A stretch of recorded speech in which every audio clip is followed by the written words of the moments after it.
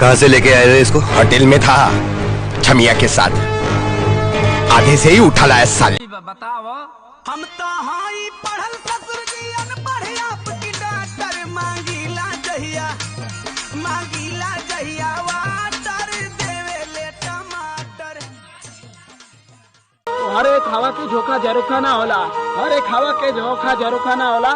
जे माई बाप से प्यार करे ओके धोखा ना होला। काहे से कि माई बाप दूगो रोटी पाल के खियावेले, काहे से कि माई बाप दूगो रोटी पाल के खियावेले, पर जौन प्यार करेला ना उ तो के पाल के ना मार के खियावेला। पीना पीना पीना पी पी कर मर जाएगा एक दिन।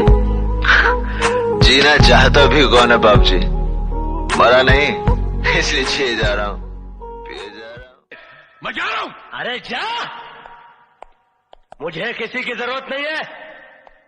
अरे जब मैंने अपने दिल में रहने वालों के जाने का अफसोस नहीं किया तो घर से जाने वालों की परवाह क्या करूंगा।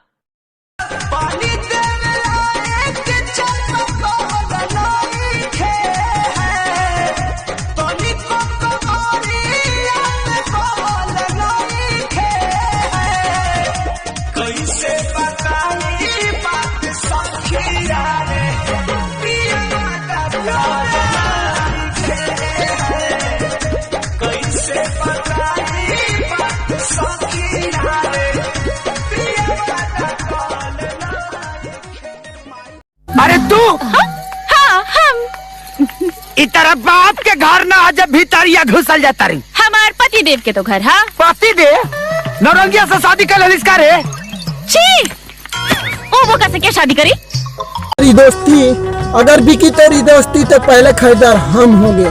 तुझे पता न तेरी कीमत, तुझे पता न तेरी कीमत, तुझको पाकर अमीर सबसे हम होंगे।